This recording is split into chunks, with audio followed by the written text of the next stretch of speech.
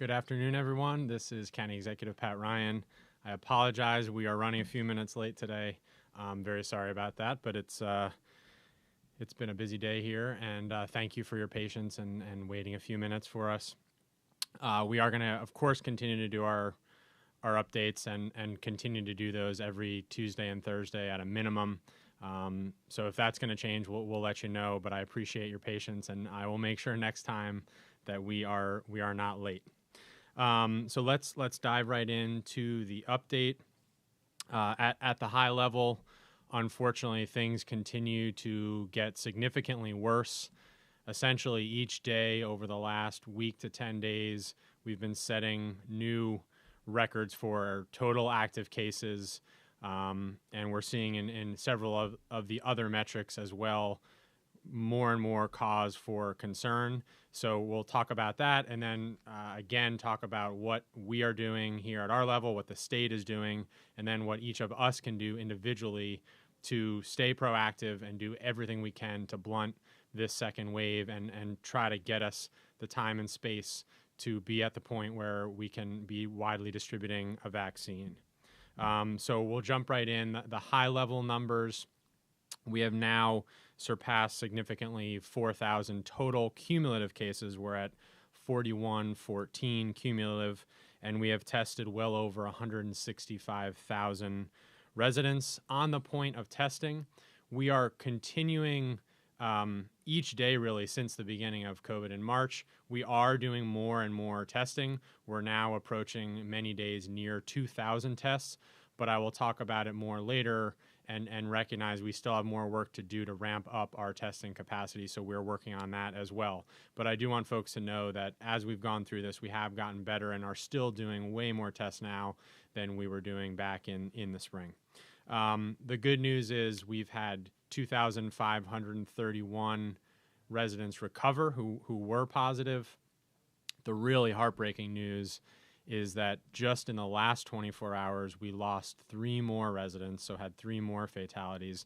And over the weekend, we had several fatalities. So we are now at 107 total residents lost. And to see, especially in the last 48 to 72 hours, to see our cumulative 7 additional fatalities, it's just absolutely gut-wrenching. And we're concerned that this could continue as we see the total case numbers climb. We know that the more total positive cases we have, the more folks will be hospitalized, and of course, that means that that flows to the fact that we could suffer more fatalities. So I just think that we all have to recognize where we're at, and that this is increasingly becoming back to what it was in the spring, a real life and death situation as we head into the winter and as we head into the holidays. We'll talk about what we can all do to try to address that. Hospitalization numbers, these are starting to also slowly increase. We are now at 15 total hospitalized in the county with 1 in the ICU. We were at 13 at our last, 12 at our last update, 13 yesterday, and now up to 15. So we are seeing that steadily increase as well. The good news here that I really want to emphasize is we still have more than adequate capacity, and I have been in direct coordination with each of our hospital CEOs and leadership teams, and they are continue to be heroic in their efforts to be ready for this, to continue to improve their knowledge and applying the most cutting-edge techniques and medicine and approaches to really try to protect our residents as best as possible. And they're doing all that planning to make sure that they are ready and prepared in the case of growing hospitalization numbers. The active case situation continues to climb, and you can see clearly on the graph now that we are far past the peak of total active cases we had in the first wave. We're at 1,476. I will say I think a small part of this is probably due to the fact that we are testing more people. and that is somewhat of a contributor to why we're seeing a higher active case count. But it's also clear that just by the trajectory and the steepness of that climb, that the rate of growth of COVID over the last few weeks has really accelerated and is on par with the rate of growth we were seeing in the first wave. And we anticipate that trend to continue unless and until we figure out how to get folks' head in the game in terms of following precautions and limiting interactions and social gatherings. In terms of the new positive infection rate, so daily tests, daily new positives over tests. In the last 96 hours, we have tested 5,203 individuals. So over a 4-day period, we've tested 5,203, and we've had 291 new cases out of that tested. So over that 96-hour period, that puts us at a 5.6% new infection rate. You can see it on the graph, and if you remember, once we got through the first wave last time, we were at or around 1% through late summer, through the fall, and even into early winter. However, now we are very much, we've seen that climb, and we've essentially seen our active case numbers more than quadruple over the last month period, and we're seeing the new growth rate consistently now over 5%. Many health experts nationally and of course locally believe that 5% new infection rate is an important threshold at which we start to reach the point of a term that we talked about in the first wave of community spread. What do we mean by community spread?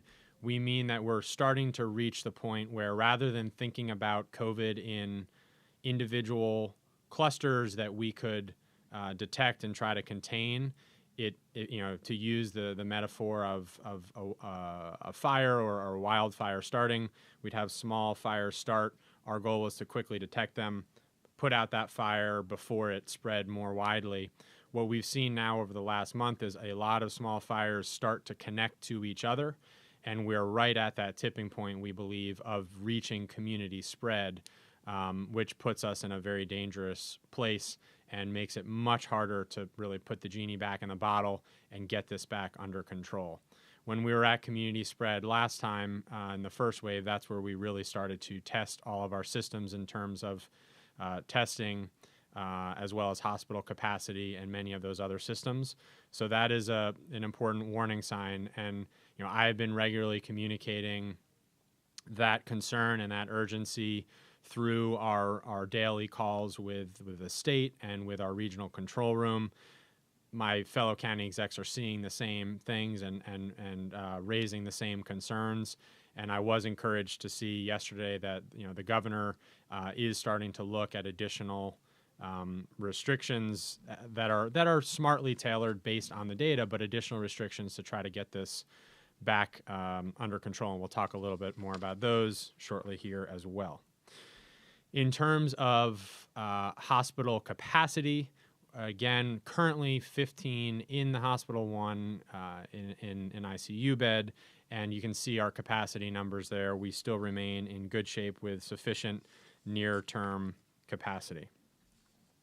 The next graph that I want to put up is a new one, and I want to talk through the implications of this with everybody, because I recognize that right now we're at a really, really hard time in this pandemic. We've been at this now since March in terms of dealing with health impacts and dealing with all the second and third order effects on our economy and on our schools and on our families. And I know so many of us, including myself, are just starting to feel exhausted, and that could even turn into hopelessness or a feeling of powerlessness that how can we possibly continue to do this? So I think it's really important that we zoom out a little bit and have perspective about where we've been and where we're going and really the choice in front of us. So this graph that I'm going to put up is both a look back, but also a look forwards. So please follow with me here. What we're showing here is the graph actually shows how many new cases, new positives we're getting each day. And so this helps us show, looking back, clearly what we saw in the first wave, where we saw that significant surge starting in March and really through April and into early May, got things back under control. And then as you follow that orange line to the beginning of beginning of November, you see us steeply climbing again. The bright orange arrow shows where we are today. I think before we talk about where we're going, it is important to reflect back and understand that we have been able to flatten the curve in the past. We know how to do this from a scientific perspective. We know how to do it from a community perspective. So as we look forward, I think it's very important to keep that in mind. So now back to the graph and looking forward, what I wanted to do is really say, look, I don't know if there are many runners out there. I'm going to use this analogy and see if it sticks. Back a few years ago when I was in better running shape, I would run marathons. And there's often this term in a marathon where it's a 26-mile race, and right around the time you hit the 20-mile mark, there's this term of hitting the wall, where your body's just kind of like, I can't possibly go any further. And the idea that you have 6 more miles, you can't even imagine doing 1 more mile, forget about 6. But then you also recognize that you've already run 20 miles. I think that's pretty close to where we are right now, where as a community, we all feel like we're just hitting the wall, and we're concerned and scared, but we also are struggling with how to turn that into action to get this back under control. What I want to make clear on this graph is that we are right around that mark of what feels like a brutal marathon, but we are not there yet. And the miles that we have left are going to be the hardest miles of our marathon, of our race. And if you look at that blue line, that is a forecast of what those case numbers could look like if we continue on the trend we're on, where we don't flatten this second curve, or we don't flatten it for some time in heading into the winter. The green line represents really what we did in the first wave, where we hit a peak, but we were able to get it back under control. And what I think is important, finally, is that yellow line, which represents, we don't know the exact date, of course, but represents some point in the spring where we will have fairly widespread availability of a vaccine, which we know is really the long-term solution to this. So if we do the math and we think about where we're at, the decisions we make over the next week or two, multiplied out over the next few months, literally are the difference between potentially hundreds of lives lost of our family members, our community members, our friends, our colleagues. That is what is on the line. And so as people are thinking about their individual decisions to get together with a group of friends or go out for a meal with a large group, really I'm asking you to think about the consequences on other folks. I mean, I think about, like so many others, my grandmother in a senior facility that I haven't seen in almost a year, like many of you. I want to be able to see her when we're all through this. And we know that many of those seniors, and I'll talk about this more in a moment, are going to be first or near first to get these vaccines. Let's get, as a community, let's get our whole community to that point. Let's stick together through these last few miles of the race and come out the other end knowing we put everything we have into it so that we keep each other safe, and that we didn't act selfishly in these final months, but that we acted again like we did in the first wave, selflessly as a community. We will potentially and likely have some more restrictions coming from New York State, whether those are zone designations or other restrictions. We saw the governor yesterday talk about indoor dining, and we may see, I think, additional restrictions coming. But I'm telling you, the restrictions only do so much. What makes a difference is each of our individual actions. Each of us individually choosing to do the right things and following those precautions creates a ripple effect. The same way that the virus spreads exponentially, we can control it in the reverse direction exponentially. Each of us individually making that right decision is really the only way that we can get through this and get to the point of vaccines. So I wanted to share that perspective with you, and I'm going to try to keep reminding us of that, because those are the hardest miles for those who've run marathons. That end point when you know the end is near, but you can't quite see it yet. I know we're at the hardest part. I know how much we're asking of everyone, but I'm really asking your help to spread the word among your friends and others that you see, to remind them of the importance and the consequences of their decisions. Other things that we're doing as a county government and along with the state and with our town partners, we are doing everything we can to stay proactive in the face of this. While we're asking each of you individually and in your places of work and your businesses to do things, we recognize that we need to continue to do everything on our end as well. And believe me, we are working around the clock and pushing ourselves to do that too. We are pushing to continue to expand testing. Next week, we should have some additional announcements on adding more testing capacity. One of the challenges we face on testing, several folks have asked, can we put back up our outdoor, our drive-through testing site at Tech City, for example? As we head into the winter, due to weather and cold, we're going to have to figure out how to do that testing in a different way that doesn't have healthcare workers outside in freezing temperatures and tents getting crushed by snow. We are working on setting those plans up. And as I said at the beginning, we are doing even more testing now than we've ever done. But we are working with our healthcare partners to get creative and figure out how we can add even more testing. So we know that's a pain point. We're doing everything we can. We're pushing the state for help. We're still pushing to get more rapid tests, but we do have rapid tests that we're deploying to schools and senior facilities. So that is one place that we're continuing to lean forward and be proactive. We are adding more public health staff and resources to make sure we can do the contact tracing necessary to make sure we can be meeting the health needs of our community as they're dealing with a pandemic. And finally, we're continuing, while we deal with COVID in the immediate term and get us to the end of the race, we are also planning in depth our vaccine distribution plan. And I want to just talk about that at the high level for a moment. This is a major logistical operation on the scale of really nothing we've done to this point. So I've been pushing our team to make sure we're really proactively planning on this, and that when the vaccine is available, both in the first wave, but especially in the preceding waves, that we are ready to accept it, that we're ready to get it out to everyone, and that we have a plan to really particularly get it to communities that are harder to reach and that often struggle to access healthcare services and resources. So two parts to this.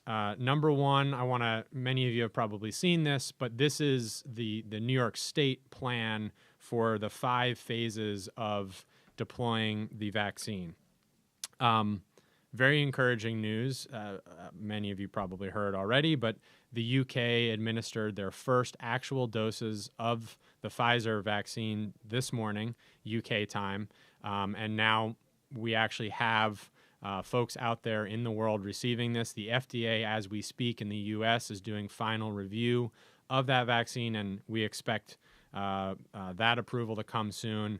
And we could see the first doses for phase 1 in New York State as soon as next week. And those will primarily go to healthcare workers, as well as residents and staff at our long-term care facilities, especially our senior facilities. You'll see in phase 2, which will likely be in the new year, in the beginning of 2021, sometime in January or possibly February, that's where we'll see an expanded phase 2 for first responders, other essential workers and public health workers, as well as other long-term care facility patients. And then finally going into phase 3 and 4, that's where we'll get closer to widespread, and that probably happens into the springtime period. We don't have exact dates yet. It's really dependent on a lot of variables, but as we get those, we will of course be sharing them, as will, I'm sure, the governor and the state. The other piece to this, though, beyond the actual logistical challenges of distributing almost 400,000 doses to our almost 200,000 residents, is the importance of building confidence and trust in the vaccine and ensuring that folks feel comfortable that from a scientific perspective and a health risk perspective, that all the right checks and balances have been put in place. And to make sure that we can communicate that to everyone in our community, many of whom are understandably worried or even skeptical about many vaccinations, and especially a new vaccine. So today, in order to be proactive around building this confidence, I'm announcing that we are actually standing up a vaccine distribution coalition in Ulster County. This is a model that we've used before on other somewhat similar endeavors, but the idea here is that we are going to build a wide coalition from across our county of healthcare experts and providers, of faith leaders and religious leaders, of other community leaders, of elected officials, of voices that are known and trusted in the community. Make sure that they, along with the public, are getting all the information and science that we know, and that we can have trusted voices communicating the benefits and the importance of widespread vaccinations so that we can get COVID-19 finally in check in the long term. So we'll be announcing the members of that coalition in the coming days and weeks. But this is something that I think is very important that we start now and really put in the work to build that trust. So when we're at the point where we logistically have it ready, we have our community ready and mentally ready and prepared to receive the vaccine. As folks are interested in getting involved in that, please don't hesitate to reach out with ideas or interest in getting involved in that. The more voices we can have in this, I think the more effective we'll be in leading the way in getting the vaccine widely out. So more to come on that as well. As we wrap up, again, I want to remind everyone at the individual level that our most valuable tool to control COVID is not necessarily a set of top-down restrictions, although that's an important part, but it's really the bottom-up individual behavior and decisions of each of us and our interactions with others. So please always continue to wear, where's my mask? It's buried under the papers here. Wear your masks. Encourage others to always be wearing these masks, even in small social gatherings. In fact, even more so in if you have to gather, which we are not encouraging, but if you have to always wear these masks, to maintain distancing, and to wash hands. Finally, as we wrap up, I want to thank you all for joining. I want to thank our Radio Kingston team and Diane and Manuel for, as always, helping us keep you updated.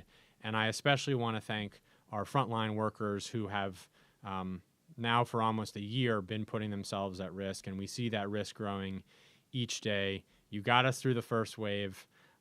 We know that you will help get us through this second wave, and that you will help us through your selfless actions. I hope inspire each of us to also do the right things to get this back in check.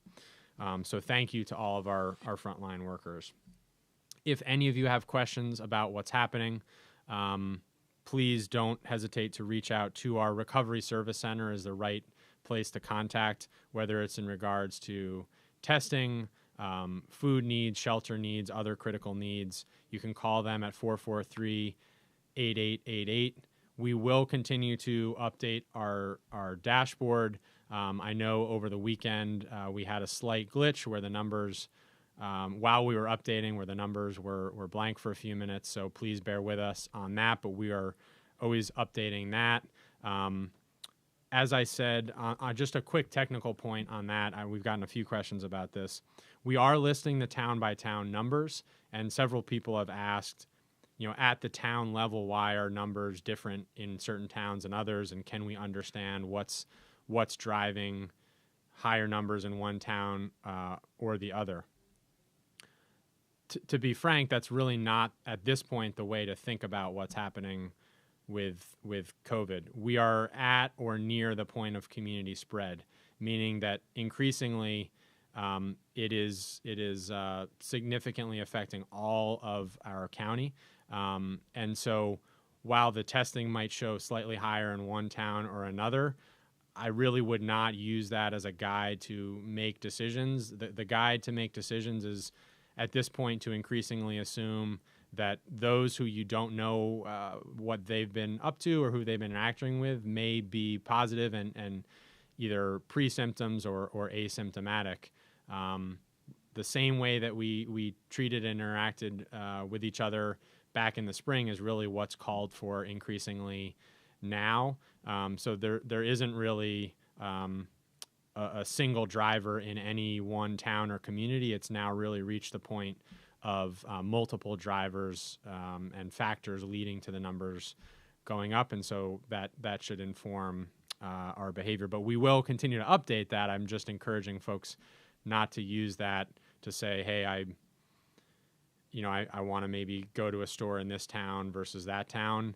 At this point, the risk of all those things is really about the same in all of our county, unfortunately, and it is growing until we can get things back under control. But again, any of those questions, you can call our Recovery Service Center, 443-8888. That's the website for our COVID tracker.